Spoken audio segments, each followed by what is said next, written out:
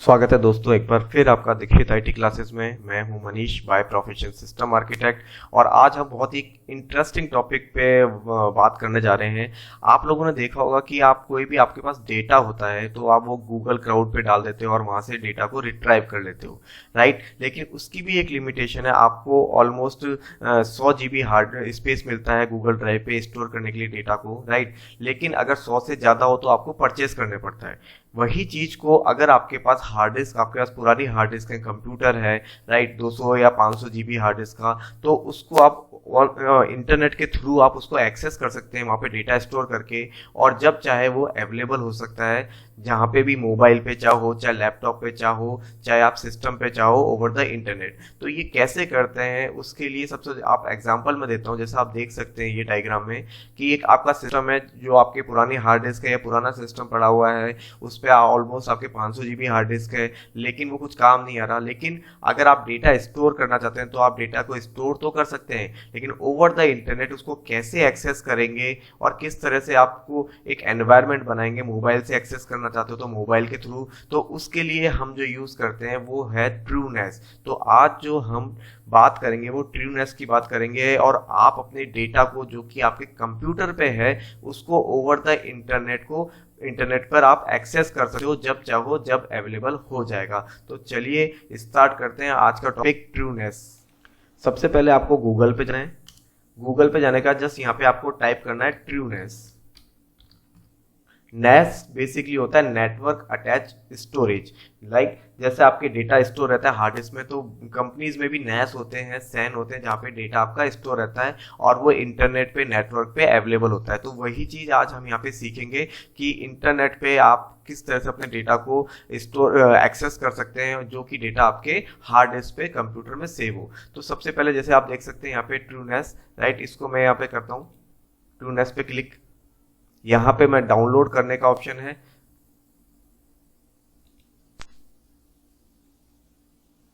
Alright. यहाँ पे आप डाउनलोड कर सकते हैं जो भी वर्जन है, जो भी आप उसके थ्रू यूज करना चाहते हैं, गूगल के थ्रू। और मैं रिकमेंड करूंगा कि जो ट्रूनेस का वर्जन है, वर्जन 13, वो आप डाउनलोड करें इस वेबसाइट से। जब ये वेबसाइट से आपका डाउनलोड हो जाता है, देन हम उसको इंस्टॉल करेंगे VMware पे, जैसे कि मैंने डाउनलोड कर रखा है ऑलरेडी। तो मैं create a new virtual machine बनाऊंगा।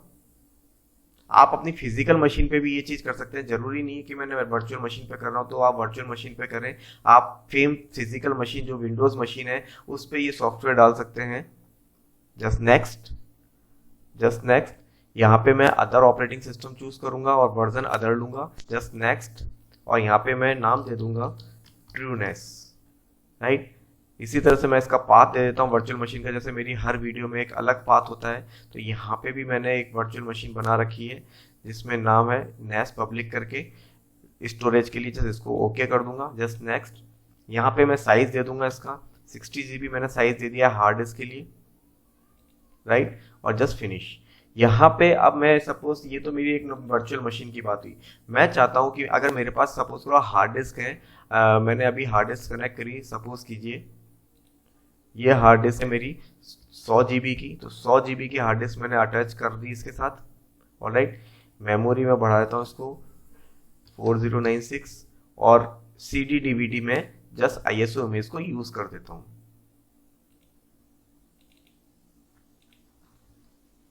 राइट। Trueness 13.0 U4। तो ये आपको डाउनलोड करना है, आपको उस साइट पे मिल जाएगा। Just open, just okay, and power on this virtual machine. इसमें वार्निंग देगा आपको, जब आप इंस्टॉल करोगे 1 नंबर को प्रेस करना है कि आपकी रैम कम है और इस तरह से, बट इग्नोर करिए, उसको इग्नोर करके आप नेक्स्ट करेंगे। जैसे पहला ऑप्शन आ रहा है install upgrade, second shell, third reboot system, fourth shutdown. तो अभी मेरे को फर्स्ट करना है तो जस्ट मैं ओके कर दूंगा। और जैसे आप देख सकते हैं ये बता रहा है this computer has less than the recommended 8 GB of RAM. तो इसको जस्ट कंटिन्यू कर दीजिए, राइट। यहाँ पे हार्ड डिस्क देखिए शो कर रहा है, 2 हार्ड डिस्क मैंने कनेक्ट करी थी। तो पहले तो ऑपरेटिंग सिस्टम मेरे को 60 GB वाले हार्ड डिस्क जो लगाई है उस पर कनेक्ट करूंगा, इंस्टॉल करूंगा। और देन 100 GB जो है वो बेसिकली मैं स्टोरेज के लिए रखूंगा, जो ओवर द इंटरनेट को एक्सेस कर सकूंगा अपने डेटा को। Just okay, just yes, password ये पासवर्ड वो पासवर्ड है जिसके थ्रू आप इसको कंसोल से, वेब कंसोल से एक्सेस करेंगे नेट को और वहां पे पॉलिसीज को बनाएंगे।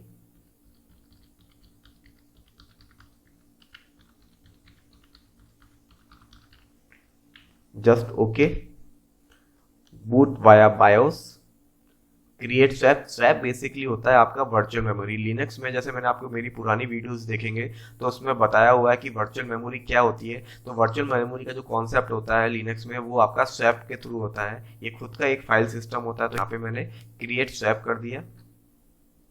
थोड़ा वेट करूंगा, मुश्किल से 10 मिनट के अंदर ये ऑपरेटिंग सिस्टम इंस्टॉल हो जाएगा। तो देखिए यहाँ पे इंस्टॉलेशन कंप्लीट हो चुका है। The TrueNAS installation on ADA1, ये हार्ड डिस्क का नाम दिखाया हुआ है। सक्सीडेड, जस्ट रिबूट करना है, ओके करता हूँ मैं। और ये रिस्टार्ट के लिए 3rd नंबर का जो ऑप्शन है रिबूट सिस्टम, इस पे एंटर मार देता हूँ। इसके बाद आपको ऑलराइट, इस तरह से देखिए इसका आपका सेटअप इंस्टॉलेशन कंप्लीट हो चुका है। और जैसा आप देख सकते हैं वेब यूज़र इंटरफेस जो है वो आपके 192.168.1.9 पे एक्सेस होगा।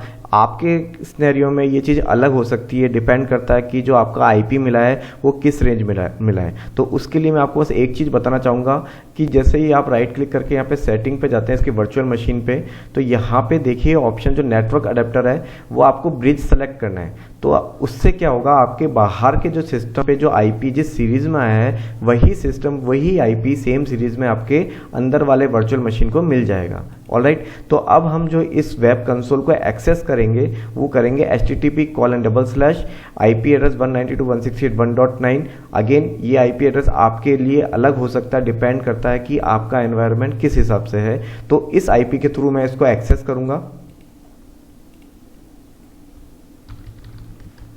Alright, just enter.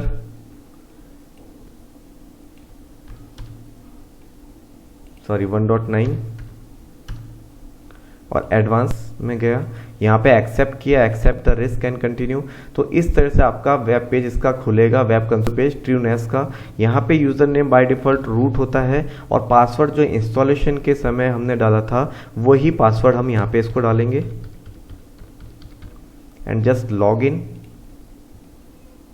ऑलराइट, इस तरह से आपका ये पेज लॉगिन हो जाएगा TrueNAS। अब यहाँ पे कॉन्फ़िगरेशन बहुत सारी है लेकिन मैं केवल पॉइंट पे बात करता हूँ कि फिलहाल हमको के जो रिक्वायरमेंट है वो अपना डेटा को सेव करना है इस हार्ड डिस्क पे और इसको एक्सेस करना है ओवर द इंटरनेट। तो उसके लिए सबसे पहले मैं स्टोरेज में जाऊँगा। स्टोरेज में जाके पूल्स में जाऊँगा मैं यहाँ पे, और यहाँ पे पूल में ऐड करूँगा। ऐड पे क्लिक करा, यहाँ पे मेरे को नया पूल बनाना है तो create new pool, just create pool किया। यहाँ पे नाम दे दिया मैंने स्टोरेज। ऑलराइट, अब यहाँ पे देखिए डिस्क जो मैंने हार्ड डिस्क अटैच की थी 100 GB की वो यहाँ पे शो हो रही है। तो जैसे इसको मैं क्लिक कर दूंगा और इस एरो की से उसको यहाँ पे सेलेक्ट कर लूँगा। ऑलराइट, ऑलमोस्ट 98 GB आएगा। फोर्सफुली में क्लिक करना है, जस्ट इसको कन्फर्म कर देंगे आप, just continue and then create, just create pool.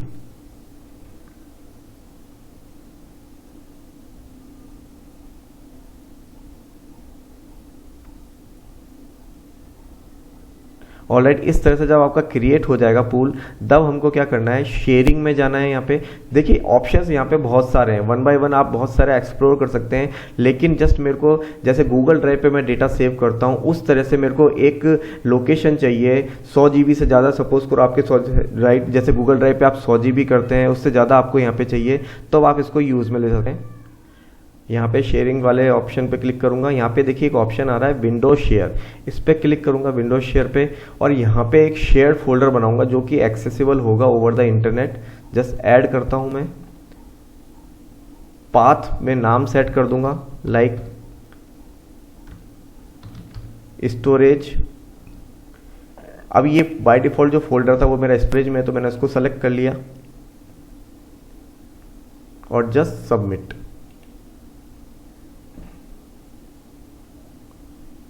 Enable service इसकी बहुत सारी होती है, तो अभी फिलहाल मैं शेयरिंग सर्विस कर रहा हूं तो उसको जस्ट मैं इनेबल कर दूंगा।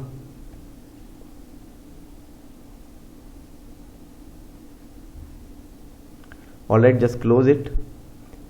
अभी यहाँ पे मेरे पास ऑप्शन मैंने शेयर तो कर दिया, लेकिन ये एक्सेसिबल किस किस यूज़र के लिए होगा, तो मेरे को यूज़र डिफाइन करने पड़ेंगे। यूज़र के लिए आप यहाँ पे जाएंगे तो अकाउंट्स में, जैसा आप देख सकते हैं अकाउंट्स में क्लिक करा मैंने, यहाँ पे यूज़र का ऑप्शन आ रहा है, यूज़र पे क्लिक करूँगा। ऑलराइट, यहाँ पे जस्ट ऐड करता हूँ, नाम दे दिया मैंने यूज़र का, user1। आप कुछ भी दे सकते हैं अपने अकॉर्डिंग। उसका पासवर्ड सेट कर दिया मैंने।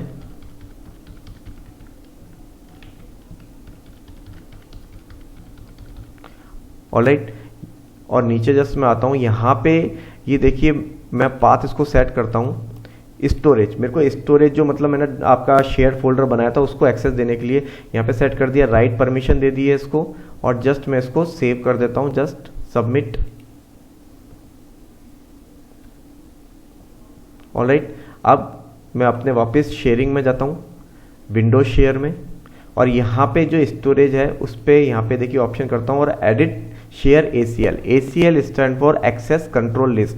जो भी हम किसी भी यूज़र को या ग्रुप को परमिशन देते हैं एक्सेस कंट्रोल लिस्ट, वो ACL से मैनेज होती है। जस्ट ACL पे क्लिक कर दिया। यहाँ पे देखिए, यहाँ पे यूज़र का नाम मैं चेंज कर देता हूँ, नेम की जगह user1। ऑलराइट, परमिशन मेरे को जो देनी है चेंज के लिए, फुल रीड जो भी देना है वो दे सकता हूँ मैं जिसको, और SID अपने अकॉर्डिंग मैंने इसको डिफाइन कर दी। राइट, और अलाउ करना है डिनाई करना है वो आप अपने हिसाब से डिफाइन कर सकते हैं। जस्ट इसको सेव कर दिया मैंने। ऑलराइट, ये चीज़ सेव होगी। अब ये तो लोकली सेव हो, मैं इसको इंटरनेट पे कैसे लेके जाऊंगा उसके लिए मैं आपको बताता हूँ। उसके लिए आपको कुछ नहीं करना, जस्ट यहाँ पे आपको जाना है, noip.com पे अपना एक अकाउंट रजिस्टर करना है, फ्री ऑफ कॉस्ट है। और यहाँ पे जैसे आप अकाउंट क्रिएट करेंगे तो उसको लॉग इन करेंगे।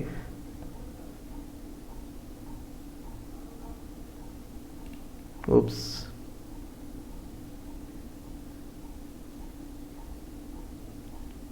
इस तरह से आपका डैशबोर्ड आएगा। आपको यहाँ पे अपना होस्ट नेम, खुद का एक होस्ट नेम क्रिएट कर सकते हैं, जैसा कि मैंने कर रखा है dikshitspeedtest.ddns.net। राइट, इसको 1 मंथ के लिए ये एप्लीकेबल होता है। 1 मंथ के बाद ये ऑटोमेटिकली हट जाएगा, तो कोई बात नहीं, आप उसको दोबारा वापस बना सकते हैं फ्री ऑफ कॉस्ट अगले 1 महीने के लिए। तो इस तरह से आप के पास अगर स्टैटिक IP नहीं है, राइट, तो आप NoIP की मदद से आप इस पर्टिकुलर होस्ट नेम के थ्रू अपने सिस्टम को, अपनी सर्विसेज को एक्सेस कर सकते हैं ओवर द इंटरनेट। राइट, तो मैं इसको जस्ट सेव कर लेता हूँ। ऑलराइट, और उसके बाद मैं अपने राउटर में एक सेटिंग करूँगा जिससे मेरा ये जो सिस्टम है, जो मैंने अपना शेयरिंग बनाई है, इसको मैं एक्सेस कर सकूँ ओवर द इंटरनेट। तो उसके लिए मेरे को क्या करना पड़ेगा, मेरे को केवल पोर्ट फॉरवर्डिंग करनी पड़ेगी। पोर्ट फॉरवर्डिंग के लिए मैं अपने राउटर पे जाऊँगा, लॉगिन करूँगा, जो मेरा घर का राउटर है। आप भी अपने सिस्टम पे जो आपके घर का राउटर है उस पे जाके चेंज कर सकते हैं। कैसे कर सकते हैं वो मैं आपको बताता हूँ अभी आपको। जस्ट यहाँ पे मैंने यूज़र नेम दिया, जो पासवर्ड मेरा से ऑलरेडी है राउटर का वो।